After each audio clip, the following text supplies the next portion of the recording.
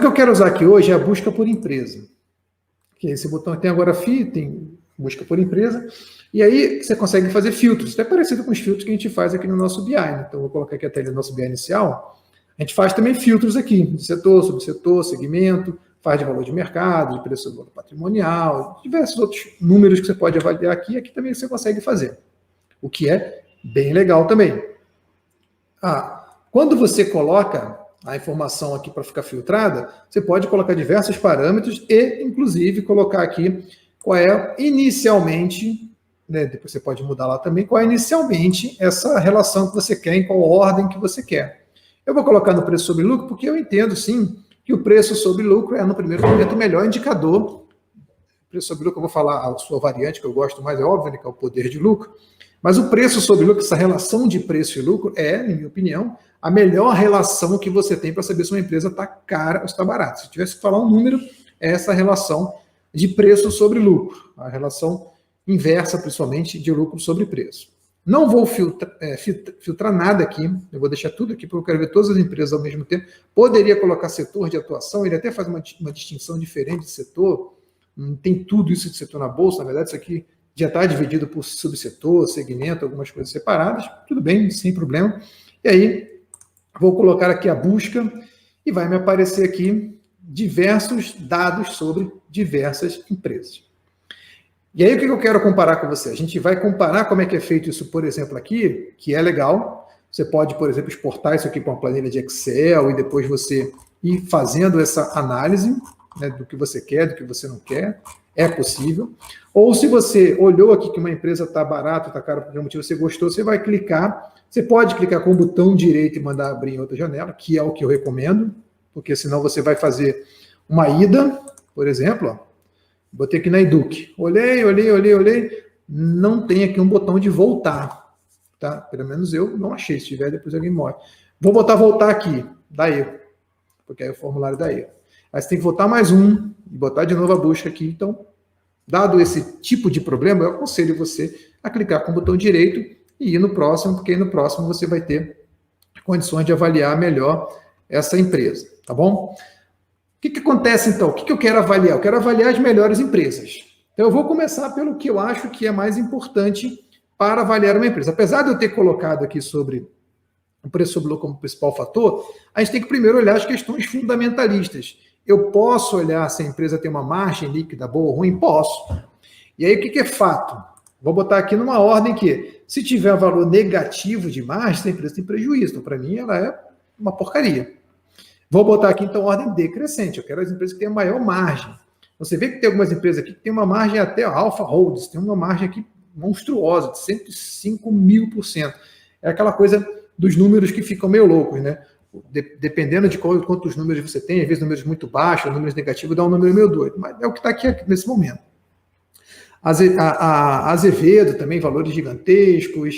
Então, você vê que tem alguns números aqui que você vai... Começa aqui a ter alguma empresa mais relevante aqui na Log.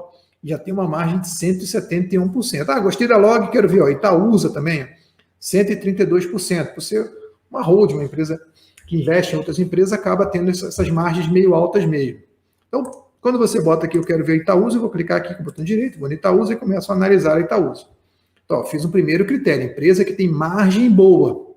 Porque margem boa significa que a empresa tem condições de retornar bastante, ou ser eficiente dentro da sua receita, dentro de todo o processo lá de receita, depois custos, tirando os custos e vir para lucro bruto, depois lucro líquido, que na verdade tem o EBITDA antes, aí você chega lá no último linha que é o lucro líquido. Então eu vou tirando custo, despesa operacional, vou tirando coisas que são ditas não operacionais, né, como a própria depreciação, como despesas financeiras, blá, blá, blá, blá, o imposto ali embaixo.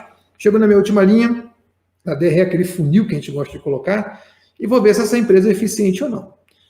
Uma empresa que tem uma margem líquida acima de 100%, ela tem uma margem líquida até, né, um lucro maior do que a receita. Então tem várias receitas de fato ali que acabam sendo não operacionais no caso.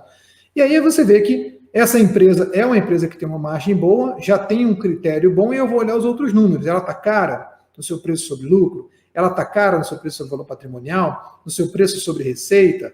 Ela tem um lucro por ação legal em relação ao seu preço de hoje, ou seja, esse preço sobre lucro aqui, ele tem que ser um valor X que me dê alguma segurança de que essa empresa está cara, está barata. E aí, quando as pessoas falam de preço sobre lucro, tem uns números, tipo, eu não compro empresas que estiverem com preço sobre lucro acima de 10. Ok. E se ela tiver negativo, você compra? Ah, não. Então, já que você tem um critério que está furado. Né? Eu não consigo fazer assim, a gente vai ver, eu não consigo fazer essa separação direitinho, bonitinho, só pelo critério de que é o menor número que eu vou pegar. Abaixo de 10 inclui também valores negativos, lembre-se disso. Por isso que eu não gosto do fator preço sobre lucro, prefiro poder de lucro, eu vou chegar lá. Então, quando eu olho aqui, a margem é um fator muito importante, porque a margem diz que a empresa tem bom lucro, e bom lucro diz que a empresa tem uma boa relação preço sobre lucro. Lembre-se, lucro é o que eu quero comparar com preço, porque na tendência geral, preço segue lucro. Tá bom? Essa é a grande, uma grande premissa que a gente tem quando a gente analisa ações para o longo prazo, é que o preço da ação vai seguir o lucro. Às vezes um está antecipado, está atrasado, às vezes está antecipando o lucro, às vezes está atrasado em relação ao lucro, mas uma coisa vai ficar seguindo a outra. E aí, se eu acho que esse fator é importante, qualquer empresa que eu determinar que tem um valor acima de algum número aqui, e eu posso ir lá naquele filtro e colocar, eu digo, olha, se a empresa estiver acima de 15, acima de 10, eu particularmente acho que a empresa tem que ter pelo menos 10, 15% de margem, porém a gente sabe que tem alguns setores que isso não é possível, e a empresa não deixa de ser boa por causa disso. Por exemplo, a Helicam é uma empresa boa e tem a margem abaixo de 10, a Tegma. Primeiro, porque a gente tem uma situação um pouquinho diferente hoje do que tem normalmente, né? A questão de crise, a questão da pandemia e tudo mais, que já mexeu um pouco com os lucros das empresas, mas também porque algumas empresas operam mesmo com margens baixas. Eu não gosto muito. Eu vou pegar, por exemplo, aqui a Arezzo. É uma empresa boa, né? Tem boa gestão, tem boa governança, só que opera com esses números baixos. Eu vou pegar aqui, por exemplo, a demonstração de resultado. Não sei se aqui tem a margem, tá vendo? Então a margem dela, ó, não costuma ser muito alta mesmo, mas caiu bastante aqui recentemente. Até já foi maior. Então, quando isso aqui acontece, mesma coisa que a gente vê lá no gráfico, né? Olha, ela tá baixa, mas já foi maior, então não tá bom. Quando ela tem um histórico de ser baixa, aí é diferente. Vou pegar aqui, por exemplo, a RADL para ver se o histórico dela é de ser baixo. Estou pegando tudo aqui por enquanto, pelo fundamentos, tá? Então, ó, margem. Você vê, ó, a margem EBITDA dela está aqui, a margem líquida não está aqui, só está a margem EBITDA, então você vê que a margem EBITDA dela fica mais ou menos sempre nesse mesmo patamar. Então não é muita novidade, é o que ela tem, geralmente essa margem. Tá bom? E aí nem mostra a margem líquida aqui, é só a margem EBITDA, não sei por que só mostra isso, mas tudo bem. Então, o primeiro critério, margem. Quero saber se a empresa tem margem boa ou não, consigo ver aqui.